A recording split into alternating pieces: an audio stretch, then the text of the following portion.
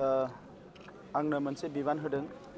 थांनाय गोलाव सम सोमावसारनायाव जोंनि माहारिनि सुबुंफोरनि रैखाथिनि थाखाय माहारिनि सुबुंफोरनि थार बिजिरनाय मोननायनि थाखाय जों गोलाव सम सोमावसारबाय आरो बे सोमावसारनायाव 5,000निख्रुइ बांसिन सुबुङा जिउ गारनांबाय। बे सोमावसारनायाव गोबां जोंनि न'खरफ्रा धंस जाबाय। दा बेफोरखौ गासैखौबो बिखायाव लानानै जोङो सोमावसारदोंमोन आरो बे सोमावसारनाया जोबनायनि उनाव जोङो दिनै मोनसे मोजां सोलायनाय मोनसे मोनदों आरो बेवहाय बे बिटिआर जि खुंथाय जों मोननो हाबाय बेखौ सामलायनायनि गोहोखौ जोङो दिनै आखायाव मोनदों। दा आङो रायजो राजाफोरनि सिगाङाव बेखौनो बुंनो सानो कि जेबो गोनो गोथो जानो नाङा। बिजेपिआ जोंखौ मन'गोन, बिजेपिआ जोंखौ गाग्लोबगोन बायदिसिना खोथाफोरखौ मानसिफ्रा बुंनो नागिरो।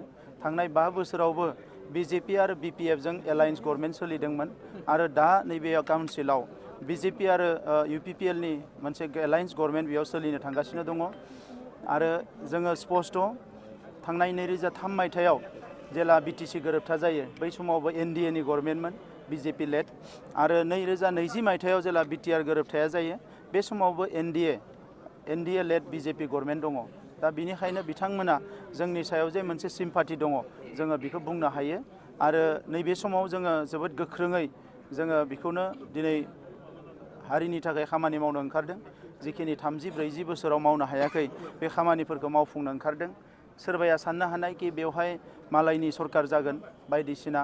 दिनै बयबो नुनो मोनदों कि नैबे सरकाराव सिबाबो जोंनि हारिनिनो, डिपुटि सिबाबो जोंनि हारिनिनो आरो जोंनि हारिनिनो माखासे इएमआ बेवहाय जायगा मोनगोन।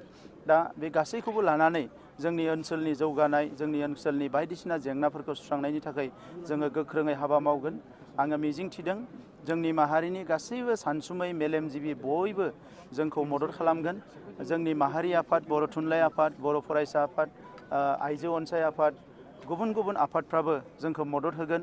जोंनि धोरोम आफाद बाथौ, ब्रह्म, ख्रिस्टियान जेसेबां दङ गासैबो धोरोम आफादा जोंखौ मदद होगोन।